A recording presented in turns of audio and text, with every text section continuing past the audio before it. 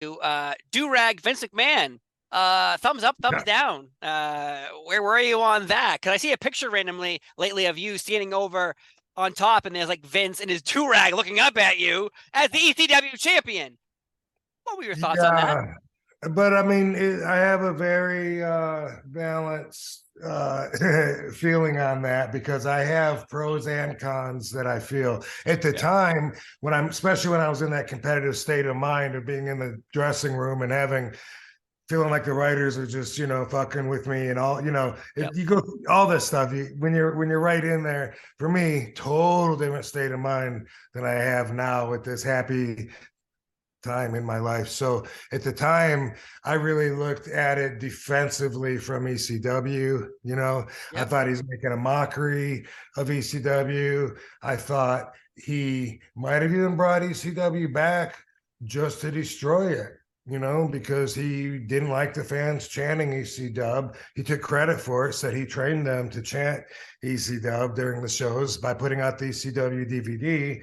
And then I was like, wow, man, this dude's crazy. Maybe he brought it back just to completely wipe. And they did completely wipe out the extreme theme to it and made it, my refs have to have credibility, Rob. So it was like, just like any other show, except they put way less into it, way less budget, way less advertising.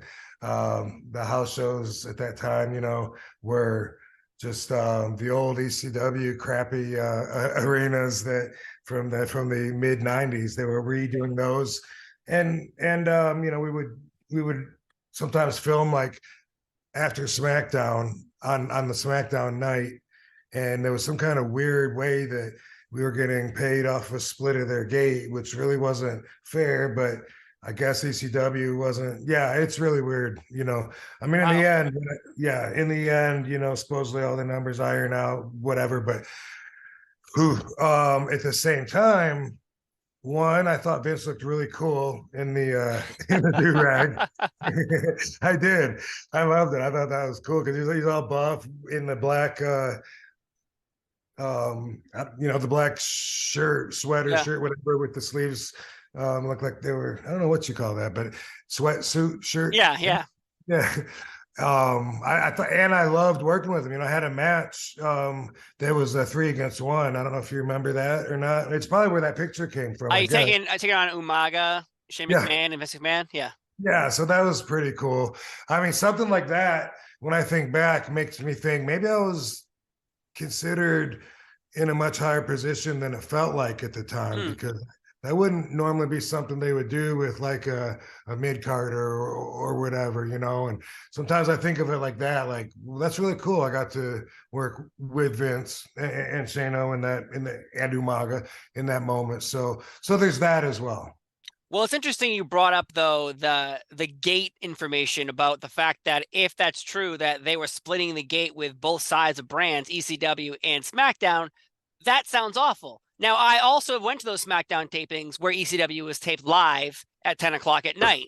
And so I would be there. Unfortunately, a lot of the times, 10 o'clock happens and all the kids and families leave because it's 10 o'clock and SmackDown's over. They saw Batista, they saw Fit Finley, whatever. They don't know. Some people don't even know ECW's taped on after.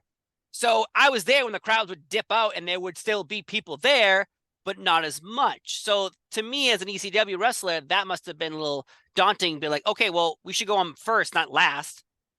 If you add up all these little thoughts, like you just mentioned, add it to the fact that we were brought in on WWE's television as heels, and everyone was trained to boo us before they split us off to our own show. And then all the crazy ideas that they wanted to implement that was a daily fight for Paul, all of that stuff, when you add it all up, it does seem like it was maybe brought in to destroy. That's definitely a defendable theory anyway. And when I talk about the stuff they wanted to implement, Paul would tell me, like, this before a sci-fi TV show, Paul would, especially when we just started, Paul would tell me Paul would say they have 9 things they want to put in that are really horrible. We can't let them. I'll get them to fold on 6.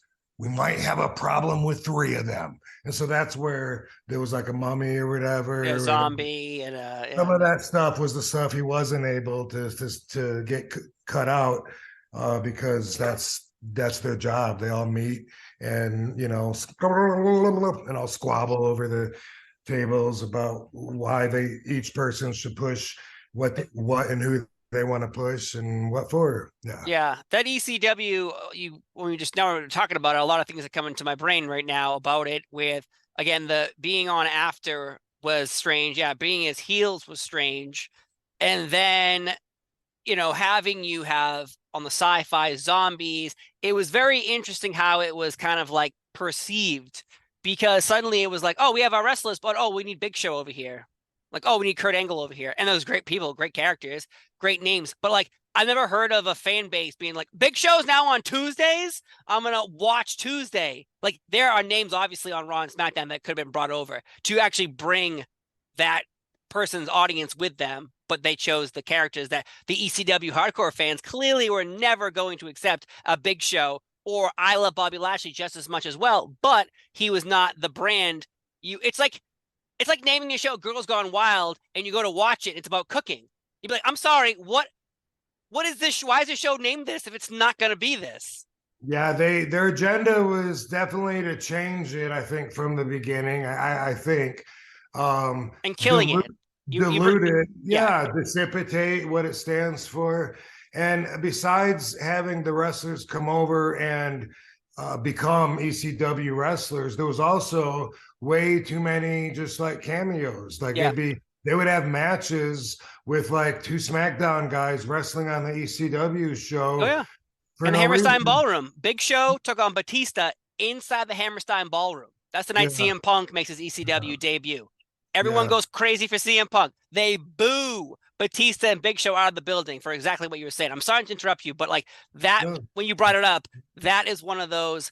I'm sorry, what's going on? And then more about killing things. We've heard stories over the years of Vince just buying things just to like screw with them. Oh, I'm going to bring in this person and make him wear polka dots. And I'm going to call Linda Man's servant Virgil, because that's Dusty Rhodes' real name, because we're in a battle right now. Like, these things aren't fake. It just seems that like when you start talking about conspiracies, people think you're crazy. But like when you bring up all these facts over all the years, they're not coincidences. These things are on purpose. Killing ECW, killing that name, killing the chance.